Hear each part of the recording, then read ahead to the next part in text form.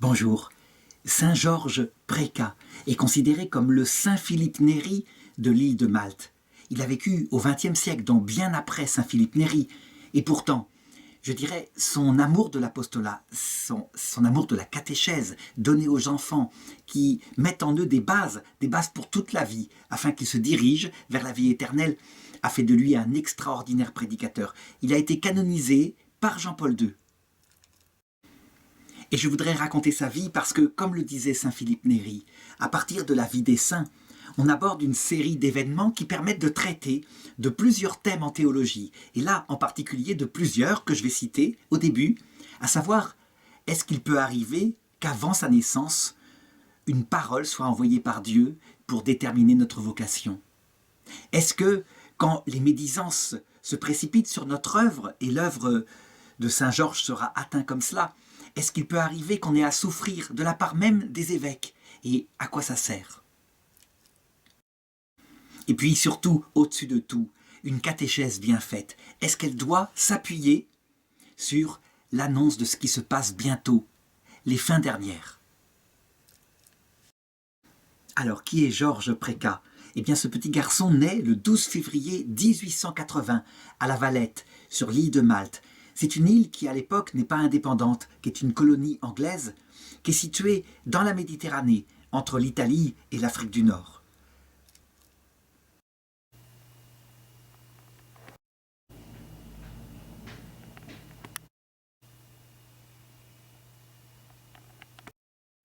C'est une île qui est à 99% catholique et qui a lutté pour maintenir sa foi parce que son histoire est une longue tentative de conquête de par l'Empire ottoman et, je dirais, de maintien dans l'espace européen.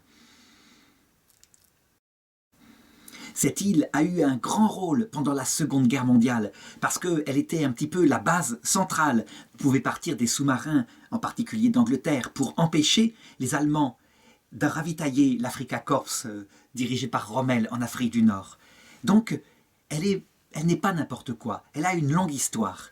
Et ce petit garçon qui naît est le 7e d'une famille catholique, comme tous les gens de cette île. Et cette famille aura 9 enfants. Son père est quelqu'un qui ne manque pas d'argent. C'est un homme d'affaires aisé, et d'ailleurs il aura un rôle politique. Il deviendra inspecteur de la santé pour le gouvernement de son île. Alors son enfance se passe évidemment dans ce climat catholique et aussi avec tous les jeux qui se passent dans cette île, ce petit monde refermé. Il a une gouvernante et il se souvient de quelque chose qui lui est arrivé, qui va beaucoup le marquer. Il est tout petit lorsqu'il échappe à sa gouvernante et c'est un jour de la fête de Notre-Dame du Mont-Carmel. Notre-Dame du Mont-Carmel, elle a un rôle très important dans cette île. Il tombe à l'eau. Et il aurait dû se noyer et simplement partir ce jour-là au ciel. Et puis, le hasard fait qu'il y a un marin qui passe par là avec sa barque, qui le voit en train de couler, qui se rapproche de lui et qui arrive à le sauver. Si bien que, bouleversé, sa gouvernante dira « Vous êtes comme Moïse, vous avez été sauvé des eaux. » Voilà. C'est tout ce qui se passe dans son enfance qui pourrait le distinguer des autres enfants, si ce n'est que, comme les autres, il fait sa première communion, il reçoit le sacrement de confirmation, et puis il sert la messe, comme c'est la coutume à l'époque. Il y a aussi une méthode d'apostolat particulière, ça veut dire que les plus grands sont chargés de donner aux plus petits des cours de catéchisme. Eh bien, il le fait, et c'est là que commence à se manifester ces dons extraordinaires pour la pédagogie. Ça veut dire que ces cours sont joyeux, vivants, avec plein d'histoires. Il passionne son petit auditoire. Ce qui va changer profondément sa vie, ça se passe en 1896, donc il a maintenant 16 ans, et il tombe sur un livre écrit par un saint docteur, lui aussi un grand catéchiste, un grand prédicateur du catéchisme qui est devenu docteur de l'Église, saint Alphonse de Liguori. Mais le titre n'est pas n'importe quoi, il s'appelle « Préparation à la bonne mort ». Ça parle d'un sujet qui déjà à l'époque n'est pas toujours traité comme il le faut, et qui en tout cas à notre époque maintenant n'est pratiquement plus traité, en tout cas en Occident dans le catéchisme. Et ça va véritablement le bouleverser. On peut dire que ça va être déterminant dans sa conversion. Je lis l'extrait en particulier qui l'a marqué toute sa vie. Saint Alphonse de Liguori dit ceci : « L'affaire de notre salut éternel est certainement de toutes les occupations celle qui nous importe le plus. Cependant, il n'en est pas une seule que les chrétiens négligent autant. S'agit-il d'obtenir un emploi, de gagner un procès, de conclure un mariage? On ne perd pas une minute et on met tout en œuvre. Ce ne sont plus que conseils et mesures à prendre. Adieu même le sommeil et la nourriture. Et puis, pour mener à bonne fin l'affaire du salut éternel, que fait-on et comment vit-on? Hélas, on ne fait rien. Que dis-je? On fait tout pour le compromettre, en vérité. La plus grande partie des chrétiens vit comme si la mort, le jugement, l'enfer, le paradis et l'éternité n'étaient pas des vérités de la foi, mais autant de fables inventées par les poètes. Si l'on perd un procès, une récolte, quelle peine n'en éprouve-t-on pas? Et avec quelle ardeur ne s'applique-t-on pas à réparer le dommage? Et si on perd la grâce de Dieu, eh bien, on n'en continue pas moins de dormir, de s'amuser, de rire. Persuadons-nous bien de ceci. Le salut éternel est notre affaire la plus importante, notre seule affaire, une affaire irréparable si elle vient à manquer. L'affaire de notre salut éternel n'est pas seulement la plus importante, c'est encore la seule affaire que nous ayons en ce monde. Que sert à l'homme de gagner le monde entier s'il vient à perdre son âme, dit Jésus. Mon cher frère, si vous vous sauvez, il importera fort peu que vous ayez ici-bas vécu dans la pauvreté, la douleur ou l'humiliation, car, en vous sauvant, vous serez à l'abri de tous les maux et vous serez heureux dans toute l'éternité. Mais si malheureusement vous venez à vous damner, quel profit retirerez-vous au fond de l'enfer d'avoir joui de tous les plaisirs du monde et d'avoir vécu dans l'opulence et les honneurs? C'est la 12e considération de son livre « Préparation à la bonne mort ». Eh bien, ça va tout simplement le bouleverser. Lui qui a une foi de naissance, une foi normale, une foi qu'il entretient véritablement, mais je dirais modérément, il est complètement retourné par ce texte. Il se dit, avec son petit raisonnement de jeune homme, il se dit, mais c'est évident qu'il a raison. À quoi ça sert tout ce que je fais? À quoi ça sert si je viens à perdre mon éternité? Ça va le marquer toute sa vie, et on peut dire même que sa catéchèse entière va être, à partir de ce jour-là, déterminée par la perspective de ce qui est son terme. Et j'expliquerai plus tard à quel point, structurellement, théologiquement, c'est fondamental. Et bien du coup, il en tire les conséquences. Puisqu'il n'y a rien de plus important que le Seigneur et son salut éternel, alors autant consacrer cette vie si courte au Seigneur et au salut éternel de ses frères. Alors, il décide, il annonce à ses parents qu'il veut devenir prêtre, et ses parents ne sont pas contre. Donc il entre au grand séminaire de Malte, et là, eh bien, il se lance passionnément dans les études, et aussi dans la vie de prière. Il faut dire qu'à cette époque-là, il y a véritablement une grande qualité dans l'enseignement de l'Église catholique qui est en Occident. Le renouveau est venu, en particulier par la France. Suite à la Révolution française, des ordres se sont créés partout et on garde un peu partout cette foi catholique avec les fondements habituels. D'abord la prière, par l'Esprit Saint évidemment, c'est même la source de tout. Et puis la fidélité à la manière dont nous arrive la révélation à travers les 3 canaux que sont la tradition, les saints, les pères de l'Église, et puis l'écriture qu'en est sortie à partir de la tradition apostolique, et enfin le rôle du magistère du pape qui est regardé profondément. Il n'y a pas eu à cette époque-là la grande crise de déconstruction qui date à peu près des années 70 suite au traumatisme des 2 guerres mondiales. Et d'ailleurs lui, il ne la connaîtra pas sur Terre. Par contre, ce qu'il constate, c'est s'il y a une grande ferveur chez ceux qui suivent les études, le catéchisme, il y a aussi une grande négligence chez le peuple en général, et en particulier dans le peuple des pauvres gens, des ouvriers. Au séminaire, eh bien, il reçoit l'aide et la direction spirituelle avec ses confrères d'un saint prêtre qui s'appelle Don Luigi Galea. Et ça va beaucoup le marquer. Ce prêtre l'entoure, véritablement, le forme à son futur apostolat. Ce prêtre a plus qu'un rôle de professeur. Il va devenir pour lui, on pourrait dire, un maître. Et c'est une grande différence que Paul VI avait d'ailleurs signalée par rapport au rôle des professeurs. Donc le pape Saint Paul VI disait « dans l'exhortation apostolique Evangelii Nuntiandi, c'est-à-dire sur l'annonce de l'Évangile, l'homme moderne écoute beaucoup plus volontiers les témoins que les enseignants. Et s'il écoute les enseignants, c'est parce qu'ils sont des témoins. Donc ils vivent passionnément ce qu'ils enseignent. Et on peut dire que c'est ce que reçoit le petit séminariste Georges à travers son professeur. Du coup, toute sa vie, il en fera son modèle. Et d'ailleurs, il dira, nous ne devons pas nous limiter à prêcher la foi, nous devons la vivre. Malheureusement pour lui, alors qu'il n'est que sous-diacre, eh bien, son professeur, Don Luigi Galea, va décéder. Mais il ne va pas l'abandonner. Et je dirais même que je voudrais parler ici d'un signe particulier auquel il va croire toute sa vie, au point que la devise qu'il va recevoir de Don Luigi Galea sera celle de ce qu'il va fonder. Alors qu'il dort la nuit, il a, je dirais, un songe. Comment distinguer un songe d'un rêve? C'est très concret, c'est palpable. D'ailleurs, il se réveille juste après. C'est comme s'il l'avait vécu. Et puis, il en reste fortement marqué. Il voit donc Don Luigi qui est au ciel et qui lui apparaît et qui lui dit « Le Seigneur t'a choisi pour instruire son peuple. » On pourrait se dire, mais à quoi servent ces petits signes qui sont quelquefois envoyés du ciel? Eh bien, là, en l'occurrence, à orienter sa vocation.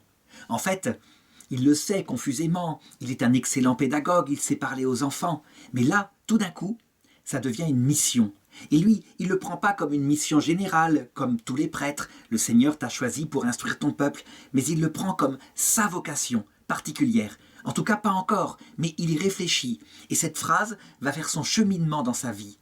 On peut dire, quelque part, que Don Georges, eh bien, il est un peu comme une source qui, calmement, dans l'obéissance, se laisse orienter par le Seigneur, par cette voix qu'il a entendue et qui va marquer toute sa vie.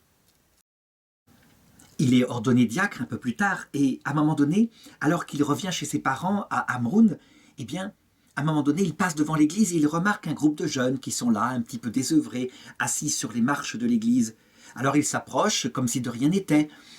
Il ne porte pas d'ailleurs son habit, sa soutane de diacre. Il leur demande une cigarette, puis il noue la conversation avec eux. Et puis, insensiblement, habilement, eh bien, il amène le sujet sur la question de Jésus, de sa passion, du salut éternel. Et là, il voit ces jeunes, qui jusqu'ici étaient simplement sympathiques, qui l'écoutent avec une grande attention. Et plus que ça, qui en redemandent, qui veulent éventuellement qu'il puisse leur reparler de cela le lendemain. Ça veut dire qu'il a parlé avec un tel amour, une telle douceur, mais aussi une telle fougue qu'ils ont été touchés. Un peu plus tard, je dirais, il va y avoir d'autres choses, comme par exemple, il aborde un jeune ouvrier des chantiers navals qui s'appelle Eugène Borg, et qui lui aussi est profondément touché par sa manière d'enseigner, si bien qu'il est obligé de reconnaître qu'il a reçu ce qu'on pourrait appeler un charisme, quelque chose qu'il ne contrôle pas, qui vient d'une espèce de grâce qui émane de sa parole, et le Seigneur agit, il touche les cœurs. C'est ainsi que la parole de son père spirituel, reçue après le décès, et puis ces effets qu'il constate, vont peu à peu l'amener à considérer que manifestement, oui, il a été choisi par Dieu, véritablement, pour instruire son peuple. Mais avant qu'il ne le fasse, et en prévision d'épreuves qui ne manqueront pas d'arriver, eh bien le Seigneur continue de préparer son âme, comme ça, pendant ces années de séminaire, parce que, tout simplement, alors qu'il est maintenant diacre, il tombe gravement malade. Et, je dirais, on appelle les médecins. Il est d'ailleurs renvoyé chez ses parents un certain temps pour pouvoir guérir. Et le médecin l'ausculte, fait un examen clinique et constate que, en fait, un de ses deux poumons est complètement rétracté. Il est mort, et l'autre ne va pas si bien. Si bien qu'il prend ses parents à part et il leur dit « Vous savez, votre fils mourra jeune. Il ne respire que d'un poumon et l'autre est complètement atrophié. Inutile, je vous conseille de lui acheter les ornements sacerdotaux et le missel, ça vous ferait des frais inutiles, je ne crois pas qu'il sera prêtre. » Ses parents lui disent ce qu'ils ont reçu du médecin. Eh bien, ça le fait réfléchir profondément et il se prépare à la mort. Et je dirais qu'à partir de ce jour-là, il se détache de tout ce qu'il pouvait avoir comme rêve de jeune séminariste, des rêves de gloire apostolique, de réussite brillante. Non, il sait que sa vie ne tient qu'à un fil. Et curieusement, eh bien, malgré les pronostics du médecin, il va guérir. D'ailleurs, il va guérir sans doute miraculeusement, puisqu'il attribuera tout le temps, toute sa vie, cette guérison à une petite apparition de Saint Joseph lui-même qu'il aurait eue et qui lui rend la santé. Alors on a voulu l'interroger sur cette apparition de Saint Joseph, il n'en parlait pas trop, il ne voulait pas, je dirais, se mettre en avant, comme s'il avait eu des phénomènes mystiques extraordinaires sans arrêt dans sa vie. Seulement, il parlait tout le temps de ce que lui avait dit en songe son père spirituel. Ça par contre, il en parlait tout le temps. Et alors, bien des années plus tard, il rira de ce phénomène avec ceux qui seront ses disciples en disant « Mon père est mort. Le professeur de médecine qui avait prévu que je mourrais bientôt est mort. Et moi, je suis encore vivant à enseigner les gens. » Alors il est ordonné prêtre ensuite, en 1906, il a maintenant 26 ans. Et c'est un prêtre d'une grande profondeur, puisqu'il n'est attaché à rien à cause de cette maladie qui l'a mis devant l'essentiel. Il décide de prendre pour règle de vie la parole qu'il avait reçue de son professeur. « Dieu t'a choisi pour enseigner ton peuple. » Alors il célèbre la première messe en présence de ses parents, dans son village natal, à Saint-Gaëtan de Hamroun. Et puis, sur l'image commémorative de sa première messe, il inscrit une prière qui demande au Seigneur de lui faire penser, jusqu'à la fin de sa vie, à glorifier l'Église et à travailler au salut des âmes du peuple chrétien.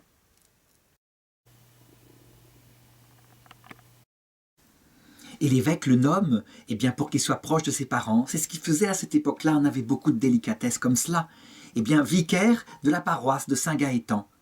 Et là, il commence principalement à s'occuper du catéchisme et des jeunes, ce qui est souvent le cas pour les vicaires. Ils ont l'énergie, tandis que les vieux curés, eux, ils sont un petit peu plus calmes et ils s'occupent plutôt des personnes âgées. Toujours est-il qu'il voit qu'il y a des gens qui se dévouent, des laïcs qui se dévouent au catéchisme aussi dans la paroisse. Et un jour, il suit le catéchisme fait par un monsieur qui est ainsi dévoué, un sacristain. Et un enfant pose la question, si tout a été créé par Dieu, qui est-ce qui a créé Dieu? Et le sacristain, il fait comme il peut, il lui répond, Dieu s'est créé lui-même. Et là, il comprend à quel point on ne peut pas comme ça confier le catéchisme à des personnes de bonne volonté, mais qui n'ont pas été formées. Ce qui est malheureusement le cas depuis les années 70. Quelquefois même, c'est devenu presque une façon de faire absolue. Ça veut dire que ceux qui sont formés sont écartés, et ceux qui ne sont pas formés, des mamans, des papas, quelquefois de très bonne volonté, mais qui, évidemment, ne connaissent rien, sont mis en avant. Qu'est-ce qui a pu se passer? Alors que lui, il se rend compte que c'est l'inverse. Il faut une bonne formation. Si on se moque de l'intelligence des enfants en leur répondant n'importe quoi, on peut être sûr que les enfants plus tard se moqueront de la foi eux-mêmes.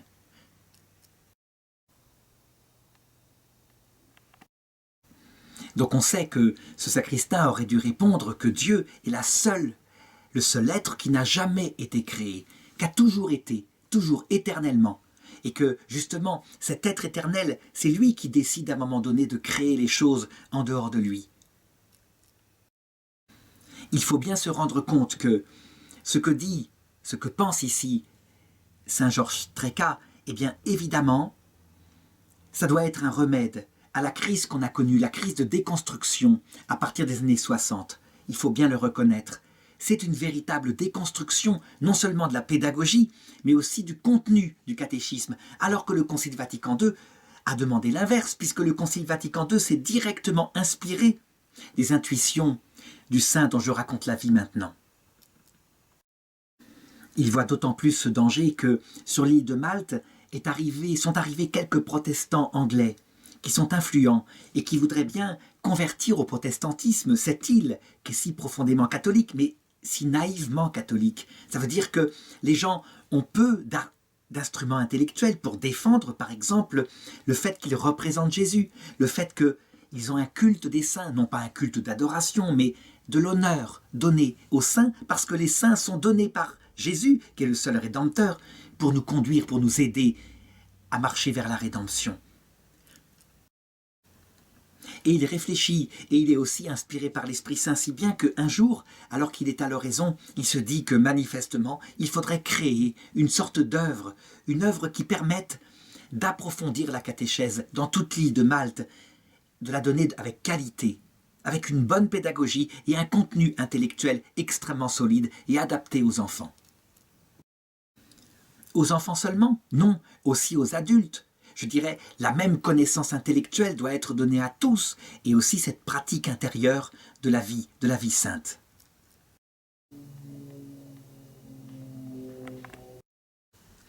Alors, avant de créer quelque chose de concret, eh bien, il continue de donner du catéchisme. Et les enfants en parlent à leurs parents, si bien que les parents eux-mêmes veulent profiter de cette prédication, ce catéchisme si génial. Oui, c'est comme ça qu'ils le ressentent. Comment on pourrait le qualifier? Eh bien, c'est vivant, ça sort de son âme, c'est joyeux, ça n'est pas que de l'intellectualisme, il a sans arrêt des histoires qu'il mêle pour illustrer avec le contenu intellectuel qu'il a donné. Il passe donc de l'intelligence à l'imagination, puis de l'imagination à l'intelligence, si bien que personne ne s'endort, et il fait rire, et il est joyeux comme tout. Donc les gens viennent en masse. Alors à un moment donné, parce que c'est aussi interactif, je dirais les jeunes et les parents répondent à ces questions. Il leur confie cette idée qu'il a de fonder une sorte d'association comme ça, où on pourrait former des catéchistes, qui eux-mêmes pourraient former d'autres catéchismes, et former les jeunes, et puis les plus vieux. Et un enfant qui est là, qui est très dégourdi, qui parle sans arrêt, qui intervient, eh bien, a une idée. Vous savez, mon père, vous devriez l'appeler le musée. Le musée. C'est formidable parce que, je m'explique, dans les musées, il y a des choses précieuses qu'on regarde, qu'on apprend à connaître. On les met en valeur. Et puis, la doctrine chrétienne, c'est ça que vous voulez fonder. Il n'y a rien de plus précieux. Alors, tout le monde est là, enthousiaste, et on applaudit. Et donc, l'œuvre qu'il crée va s'appeler le Museum. C'est le nom, donc en maltais. Le seul problème, c'est qu'il y réfléchit. Musée, c'est aussi l'endroit où on met les vieilles choses du passé, les choses qui n'ont plus cours. Donc c'est un nom ambigu. Et donc, il va réfléchir et avec son imagination, eh bien, tout en gardant ce nom, puisque c'est celui qui a été inspiré à cet enfant, il va lui donner un sens, un acronyme en latin en disant que museum, ça signifie magister, utinam, sequatur, evangelium, universus, mundus. Ce qui se traduit en français, « Maître, plaise à Dieu que le monde entier suive l'Évangile ». Eh bien, cette œuvre va commencer à grandir et elle sera connue plus tard sous le nom de Société de la doctrine chrétienne. La doctrine chrétienne. Pour lui, c'est essentiel. On connaît Dieu, on le connaît, pas n'importe comment, mais avec cette connaissance intelligente qui mène au cœur. Alors on l'aime davantage. On aime Dieu, on vit avec lui, dans l'oraison, alors on le connaît davantage. Nous sommes des êtres qui avons une intelligence et une volonté. Une foi simplement fondée sur une affectivité sensible, ce n'est pas un amour. L'amour, il fait la volonté de Dieu. Et donc, c'est notre volonté qui est le vrai amour de Dieu. Mais la volonté elle-même, elle se nourrit de ce que lui apporte l'intelligence. Et il faut donc connaître Dieu. Alors évidemment, maintenant, toute la question est de savoir, est-ce que cette œuvre qu'il va fonder sera, je dirais, fondée sur le talent de jeunes vivants qui savent bien parler, donc des professeurs, ou est-ce qu'elle sera fondée sur la prière?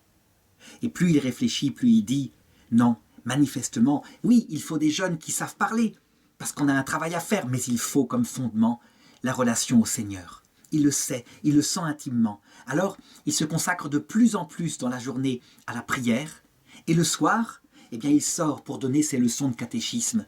Donc, il fait sortir de la prière, je dirais, comme des fleuves d'eau vive, ce qui est donné aux autres. D'ailleurs, peu à peu, alors que beaucoup de volontaires viennent pour se joindre à son association, il va garder, pour être les dirigeants, des jeunes hommes qui sont célibataires et qui se consacrent à Dieu.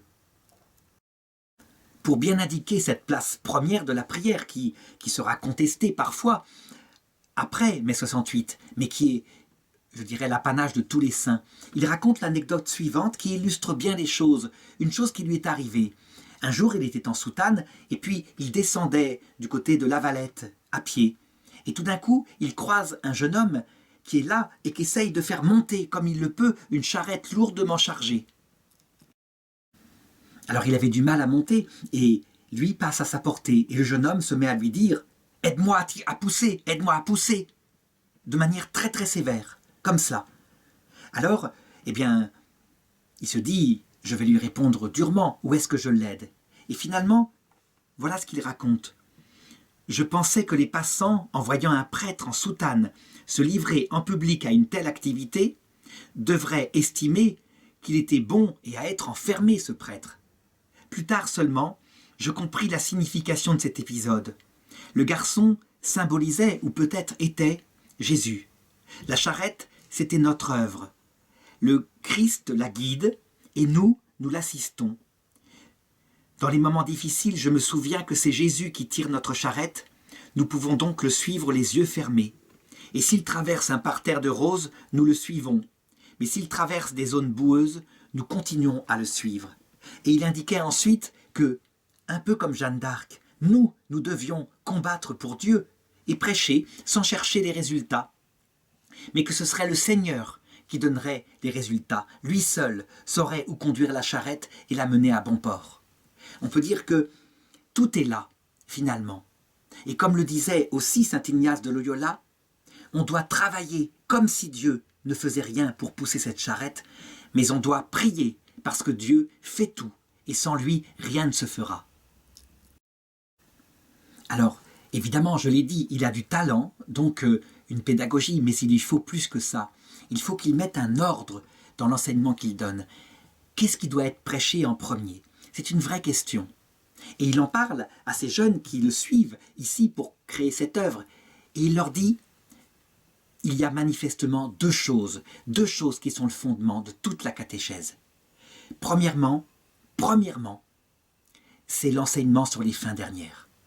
Et il explique, quand une flèche part dans une direction, si on ne connaît pas la fin où elle va, elle fera n'importe quel trajet, elle ira n'importe où, elle n'a pas de sens. Toute votre catéchèse est pareille. Si vous n'enseignez pas le but de tout, eh bien, elle n'a pas de sens.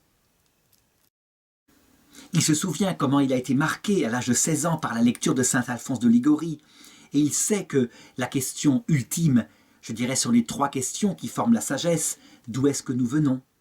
Qui est-ce que nous sommes? Et où est-ce que nous allons? La plus importante, c'est la 3e, où est-ce que nous allons? À la rigueur, si on ignore d'où on vient, mais qu'on sait où on va, eh bien, on découvrira après d'où on vient. Et on découvrira aussi ce qu'on est. C'est quelque chose qui est aussi tellement différent de ce qu'on voit enseigner à cause de la crise de mai 68 dans l'Église, où les fins dernières ne sont plus du tout enseignées. Eh bien, on peut dire qu'en n'enseignant plus le terme de tout, on finit par enseigner que la terre est le terme de tout. Et au lieu d'être des étoiles qui indiquent la direction du ciel, on finit par être des étoiles tombées sur la terre qui indiquent que le seul bonheur, c'est le bonheur terrestre. Le deuxième mystère important pour la catéchèse, c'est Jésus-Christ. Jésus-Christ dans la plénitude de son mystère. Jésus-Christ avec tous ses enseignements. Pas simplement un Jésus-Christ édulcoré, par exemple où on ne parlerait que des mystères joyeux. Un Jésus-Christ total, avec aussi les mystères lumineux et les mystères douloureux, qui évidemment prennent leur sens, je l'ai dit, par les fins dernières, à savoir les mystères glorieux du rosaire.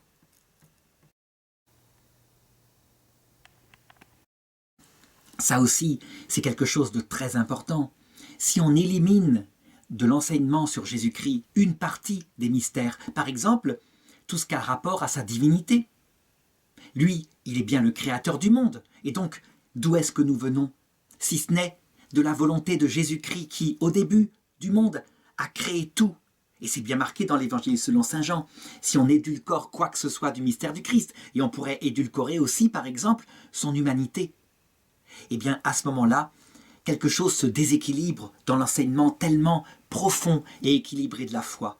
Donc il veut garder Jésus-Christ tout entier et Jésus-Christ crucifié. D'ailleurs, c'est autour de tout cela que, peu à peu, son œuvre grandit, puisque des jeunes hommes viennent le rejoindre pour se dévouer à la catéchèse, eh bien il leur donne même un costume. Et ce costume est un costume simple, pauvre. D'autre part, leur emploi du temps est structuré. Leur journée passe en travail et en prière. Orare, laborare. Évidemment, ils se préparent. Pourquoi? Pour leur unique but, qui est de donner un enseignement catéchétique. Et des groupes de ce qu'il a fondé se fondent dans plusieurs paroisses de Malte, si bien que peu à peu, l'évêque en entend parler. On lui parle de ces jeunes catéchistes qui se promènent avec inscrit sur leurs vêtements « Et verbum caro factum est ». Et le Verbe s'est fait chair. Ce dont je parlais, le mystère du Christ total, vrai Dieu qui s'est fait homme. Et il organise peu à peu les choses. Il lui vient l'idée qu'il lui faut une espèce de petite lettre qui servira de lien entre tous les membres de son œuvre. Il l'appelle la voix du bien-aimé. La voix du bien-aimé, le bien-aimé étant le Christ. Et ce verset étant tiré du Cantique des Cantiques. Ce qui indique à quel point il est une âme mystique. Parce que le but de tout cela, l'enseignement, mais aussi, je l'ai dit, le service des pauvres. Le but de tout cela, c'est évidemment de vivre dans le cœur à cœur avec Jésus-Christ. C'est de là que vient toute vie d'ailleurs. C'est ce que dit Jésus dans l'Évangile selon saint Jean. Si quelqu'un m'aime, nous viendrons à lui. Nous, c'est le Père et le Saint-Esprit avec moi. Et nous ferons en lui notre demeure. Et tout cela passe par des choses très concrètes. Par exemple, il a l'idée d'instituer partout où est son petit groupe de catéchèse pour la fête de Noël une sorte de crèche vivante ou de jeux vivants avec des acteurs de la passion, de la naissance de Jésus-Christ. Et la tradition s'en est perpétuée pratiquement dans toutes les paroisses de Malte jusqu'à maintenant. Alors évidemment, il n'y a pas que des bons bruits qui arrivent auprès de l'évêché, mais aussi des mauvais bruits. Et des dénonciations se font jour de plus en particulier par certains esprits qui considèrent ce prêtre comme étant un rouge, un communiste. Il faut savoir que nous sommes, je dirais, à la période où l'Union soviétique a basculé dans le communisme. Et donc, le fait qu'il enseigne comme ça au monde ouvrier, spontanément, est-ce que ce n'est pas une façon de les mener à la révolution ? C'est un risque terrible, si bien que l'évêque est averti, et l'évêque lui enjoint l'ordre, à un moment donné, par lettre, de fermer tous les centres qu'il a ouverts, ainsi, comme ça, spontanément, et pas dans l'obéissance. On peut dire que tout ce qu'il a pris comme initiative, là, sera repris, en fait, par le Concile Vatican II, dans son décret sur l'apostolat des laïcs, bien que lui soit prêtre, pour indiquer que c'est de par notre baptême que nous trouvons la possibilité de créer de telles œuvres, et que les évêques, loin d'éteindre les choses, doivent simplement veiller comme des personnes âgées, bienveillantes, ce qu'elles avaient été instituées au début, des anciens, à ce que cela ne se détourne pas ou ne détourne pas de l'Évangile. Toujours est-il que l'interdiction, prise ainsi brutalement, il lui obéit, simplement, il ferme tous les centres. Fort heureusement, cette interdiction ne durera pas, et très vite, tout est réouvert.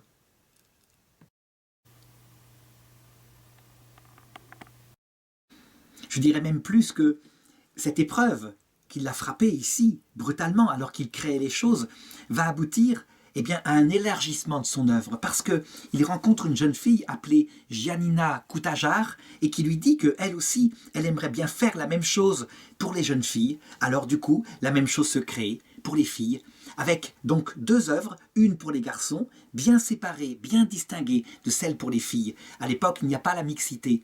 Mais je dirais, ça va se développer avec une comparable puissance. Et puis il s'adapte selon les désirs des membres qui veulent se donner. Certains, par exemple, souhaiteraient aller plus loin et vivre en communauté, ne pas être simplement comme des instituteurs célibataires avec leur petite maison. Et donc il crée, en 1915, la Société des associés internes, ceux qui vivent donc en commun. Et puis, je dirais même, quand il sera très vieux, en 1960, l'évêque de Malte approuvera la fondation de l'association des coopérateurs. Ça veut dire des hommes mariés, des prêtres qui s'associent pour pouvoir enseigner la catéchèse et continuer le charisme de la société. Alors il ne faut pas croire que ces ennemis des armes, Les centres ont été réouverts comme ça par une parole en l'air du vieil évêque. Et lorsqu'arrive un nouvel évêque, alors, cette fois c'est dans la presse de Malte que sont lancées des médisances le concernant. Des médisances de toutes sortes, qui viennent de droite et de gauche. De droite en l'accusant évidemment de s'occuper des ouvriers et éventuellement d'en faire des êtres capables de se révolter contre, je dirais, l'ordre établi. Mais de la part de la gauche, on pourrait dire que la campagne, elle est violente et elle dit, il parle essentiellement, principalement des fins dernières. Et du coup, il détache les gens de ce qu'est leur devoir quotidien, tout de même, leur devoir d'État, leur devoir social. On doit quand même, quand on est chrétien, chercher Jésus sur terre maintenant, en servant les pauvres, et non pas, je dirais, attendre perpétuellement un bonheur éternel pour l'autre monde.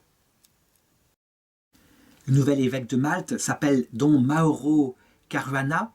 C'est un Maltais de souche qui était devenu moine d'ailleurs en Écosse, bénédictin, et qui avait été rappelé pour ce ministère-là.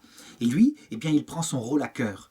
Il décide d'organiser une sorte d'enquête canonique pour voir exactement ce qu'il en est de ces dénonciations. Est-ce que c'est vrai? Est-ce que c'est faux? Manifestement, des gens ne sont pas contents, les fruits ne sont pas que positifs. Donc il joue son rôle d'évêque, son rôle d'ancien. L'enquête canonique est lancée officiellement. Et là, évidemment, c'est quelque chose de traumatisant pour Don Georges Précat parce qu'il est officiellement considéré comme suspect. Eh bien, il prend les choses paisiblement.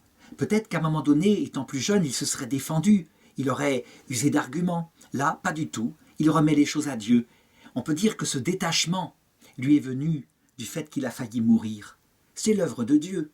Dieu fera bien ce qu'il veut de cette œuvre-là. Alors, il y a des espionnages, il y a aussi des médisances, des propos qu'il a prêchés et qui sont rapportés en étant déformés. Un jour, et alors qu'il est en plein catéchisme, surgit dans la salle un prêtre qui probablement ou peut-être a été envoyé par l'évêché.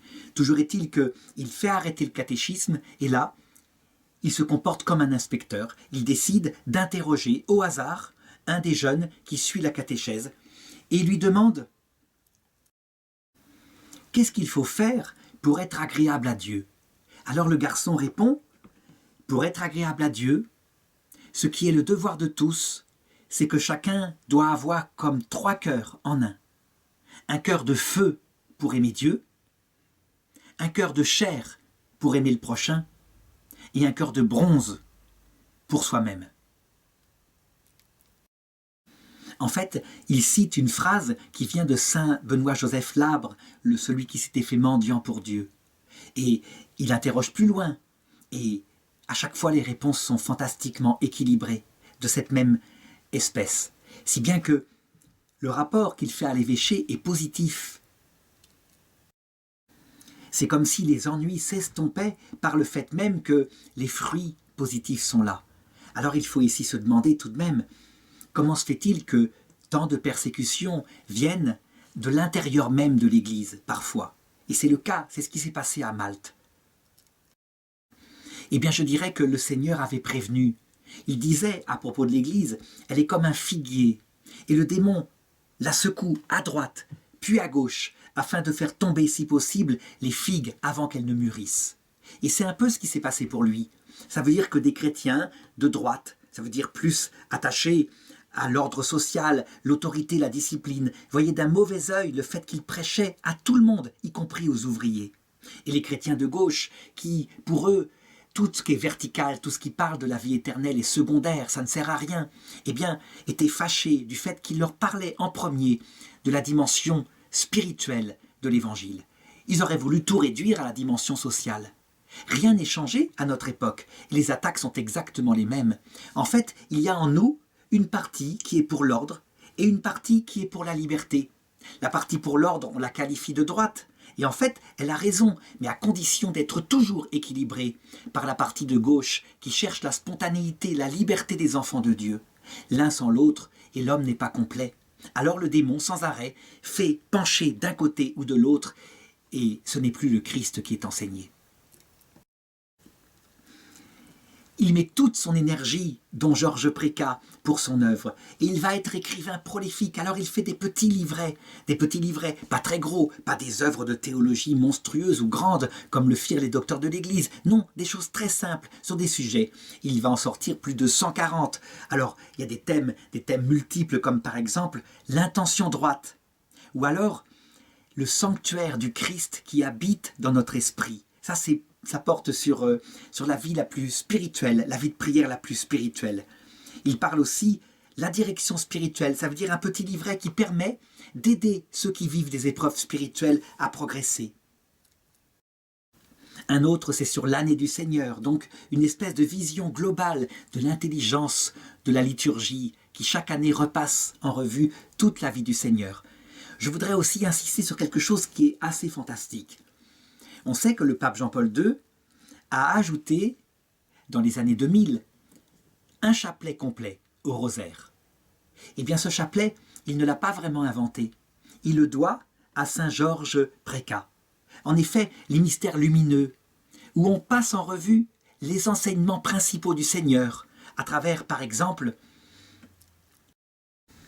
le commencement de sa vie apostolique quand il a été baptisé, avec ses 3 tentations au désert, et ensuite, lorsqu'il a commencé ses miracles aux noces de Cana, et puis quand il a enseigné le royaume de Dieu, qu'il a été transfiguré pour bien indiquer que tout était en vue de la vie éternelle. Quand il a institué l'Eucharistie, eh bien, ces mystères ont été repris presque semblables par Jean-Paul II et il les tient de lui.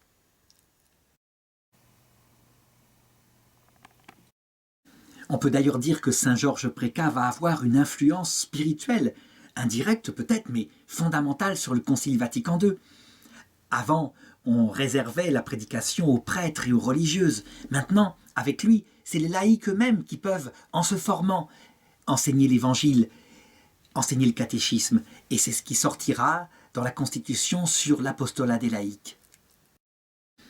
De même, le décret sur les moyens de communication, alors ça ne vient pas pour le coup que de lui, il y en a d'autres qui ont eu les mêmes idées, comme saint Maximilien Kolbe, etc. Il n'empêche que, dans Malte, il crée cet apostolat multiple à travers les moyens modernes, la presse, etc. Et ce sont des moyens très concrets.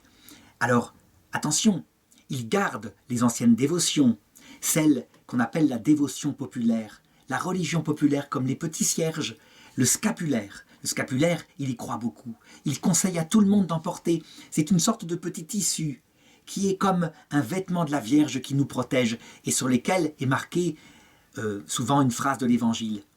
Il croit aussi énormément au rôle de la médaille miraculeuse. Il la distribue, il la fait porter autour de lui. La médaille miraculeuse, c'est cette médaille qui a été donnée par la Sainte Vierge à la rue du Bac, vers 1832, et que le peuple de Dieu a considérée comme miraculeuse parce qu'elle arrêtait partout le choléra, partout où on la portait. Eh bien lui, il regarde le contenu du message. C'est tout un évangile de Marie qui est présent dedans. Avec son rôle essentiel pour nous aider à porter la croix, mais aussi pour nous apporter Jésus, son rôle de médiatrice, nommée par Jésus à sa passion. Voici ta mère.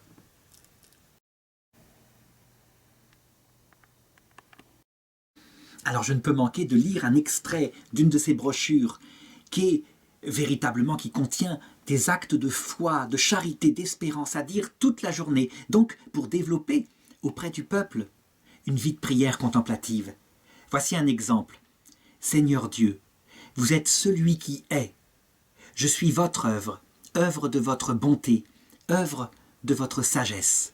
Rien que dans cette phrase-là, il y a de quoi de faire 3 heures de théologie. Dieu qui est éternel, justement, qui n'est pas créé. Deuxièmement, nous qui sommes créés par Dieu. Et à cause de 2 choses, sa bonté, ça veut dire son Saint-Esprit, et sa sagesse, ça veut dire son Verbe. Nous sommes donc une œuvre de la Trinité. Et il continue. Vous m'avez donné un corps et une âme à votre image, afin que je puisse vous connaître et vous confesser, comme mon Créateur. Mais vous m'avez laissé libre, je suis toujours en péril de contredire votre sainte volonté si vous ne me soutenez par votre grâce. J'ai constamment besoin de vous, ne m'abandonnez pas à l'heure du péril. Et alors, il développe dans sa catéchèse de manière équilibrée les 3 vertus théologales, donc la foi avec toute la connaissance du catéchisme de base. La charité, ça c'est très important, il la développe à travers la vie de prière et le service des autres. Il reprend cette phrase de saint Alphonse de Liguori qui disait « Qui prie se sauve certainement, qui ne prie pas se damne certainement ». Et il ne fait pas que le prêcher, il le vit. Il s'adonne lui-même à de longues veillées de prière nocturnes et il fait venir les jeunes qui ainsi, la nuit, dans ce climat particulier où le silence règne et où des chants très doux peuvent s'élever, eh bien, la vie contemplative se développe. Il se donne aussi énormément à travers les sacrements, qui sont comme des signes sensibles, palpables, pour développer la prière du cœur. C'est leur but. La présence eucharistique de Jésus n'a qu'un but, c'est de développer la présence mystique de Jésus, qui est réelle dans le cœur. Alors, du coup, partout où il va, eh bien, les gens qui savent qui il est accourent pour pouvoir se confesser à lui.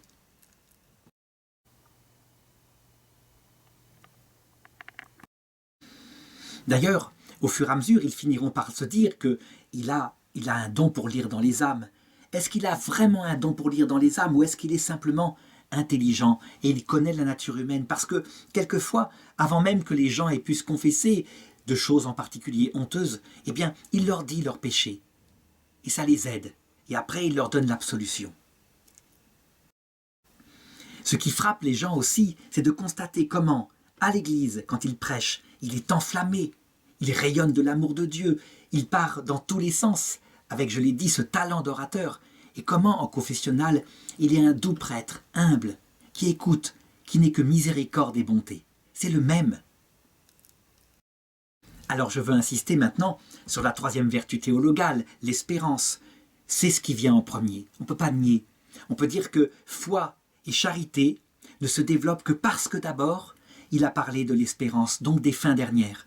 Il le dit, la prédication de l'espérance, c'est comme le filet, le grand filet du pêcheur, qui va ramener toutes sortes de poissons. En effet, quand on connaît le terme, et qu'on connaît aussi, parfois, on sait le risque qu'on prend pour son salut, eh bien, il naît en nous la crainte, et la crainte pour ceux qui sont charnels, eh bien, c'est le commencement de la sagesse, parce qu'ils ont peur d'une punition charnelle. Tandis que pour ceux qui aiment déjà le Seigneur, le don de crainte qui est un don d'amour, le don de crainte qui fait qu'on ne veut pas offenser le Seigneur, qu'on se méfie de soi-même, parce qu'on pourrait très bien, volontairement, se séparer de Dieu à cause de son égoïsme. Eh bien, ce don de crainte fait qu'on se rapproche de Dieu.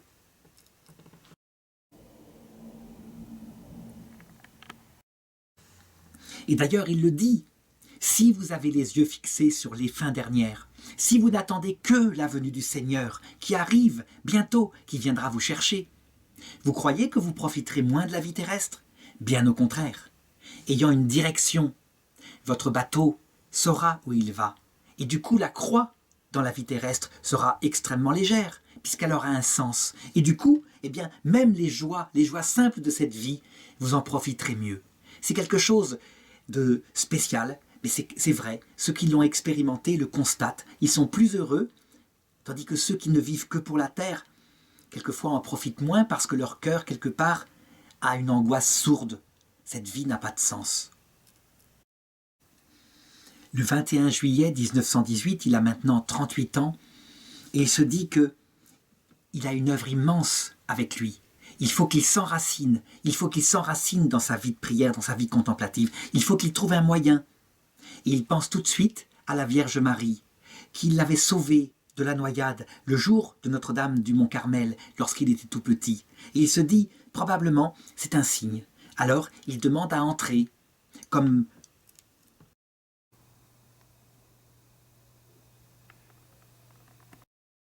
membre du tiers-ordre carmélitain sur l'île de Malte. Et il y reçoit même un nouveau nom. Il s'appellera maintenant Frère Franco. Il communique à ces jeunes la raison de son entrée comme ça dans le tiers-ordre. La Vierge Marie, on ne peut pas se passer d'elle. Elle est véritablement la mère de toutes les grâces. Par elle, qui est notre maman, et avec douceur, passeront toutes les grâces sur notre âme. Il faut donc se donner à elle. Et il encourage encore une fois à porter le scapulaire et puis la médaille miraculeuse et à dire le rosaire dans la semaine, le chapelet chaque jour.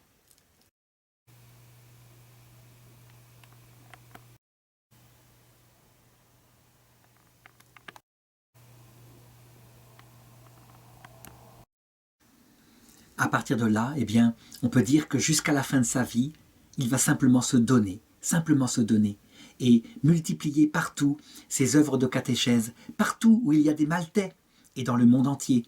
Il entend parler qu'il y a une communauté maltaise en Australie qui a émigré. Alors, il envoie des membres de la société, de la sainte doctrine, pour qu'ils puissent eux aussi se former.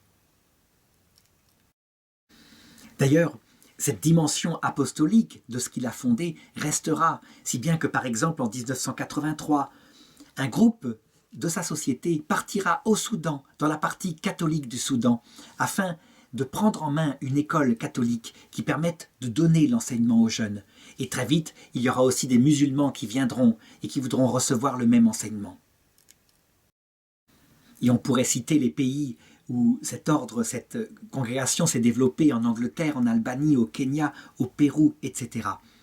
En 1958, eh bien, Don Georges a atteint l'âge de 78 ans maintenant, et sa santé commence à décliner.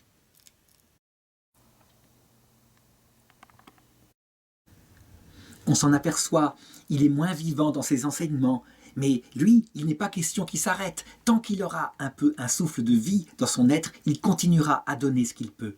Et ça, on peut dire que c'est quelque chose de formidable de la part de ces saints prêtres qui meurent au combat, qui ne veulent pas mourir avant. Cependant, ses disciples lui disent qu'il devrait se ménager. Eh bien, il ne se ménage pas. Et 4 ans plus tard, il commence à faire de plus en plus souvent des malaises, si bien qu'on finit par lui dire que maintenant, il faudrait bien qu'il s'arrête, qu'il se repose. Alors il accepte et il dit « Le Seigneur me purifie ». Et probablement, parce qu'il n'y a rien à faire, il s'est attaché à cette œuvre de prédication, c'est un prédicateur. Et donc, pour le préparer à la vie éternelle, parce que nul ne peut y entrer sans être mort à tout ce qu'on a pu avoir comme attache sur terre, sans doute qu'il le détache par sa vieillesse de ce dernier attachement à la terre. Le 24 juillet, il a une forte crise, et là, il pense qu'il va mourir. Mais c'est une fausse alerte, alors il est déçu. Il y a un prêtre qu'il visite, il dit « J'étais sur le point de rencontrer le Seigneur, et je m'en réjouissais déjà, et puis j'ai survécu. » En juillet 1962, eh bien, il retourne dans sa maison familiale pour quelques jours. Et là, il est pris de nouveau d'un malaise. Il va s'éteindre le 26 juillet 62, il a 82 ans, au village de Santa Venera. Il est auprès de la communauté carmélitaine. C'est là qu'il a passé ses derniers jours. Et ses dernières paroles seront pour la Vierge Marie, à qui il sait qu'il doit tout.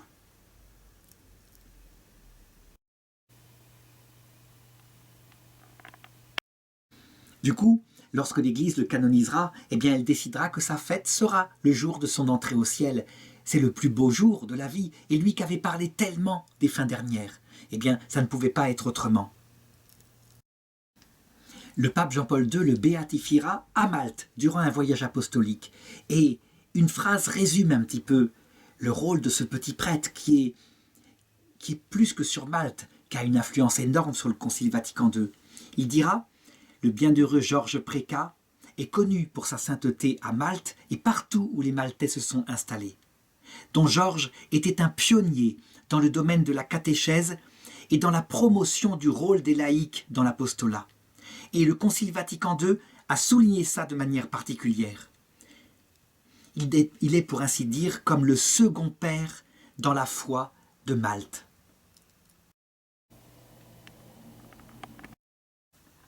C'est le pape Benoît XVI qui le canonisera et qui dira « Votre premier père, vous Malte, dans l'annonce de l'Évangile, c'est Saint Paul. Votre second père, c'est Saint Georges Préca. Il est le premier fils canonisé de votre terre bien-aimée.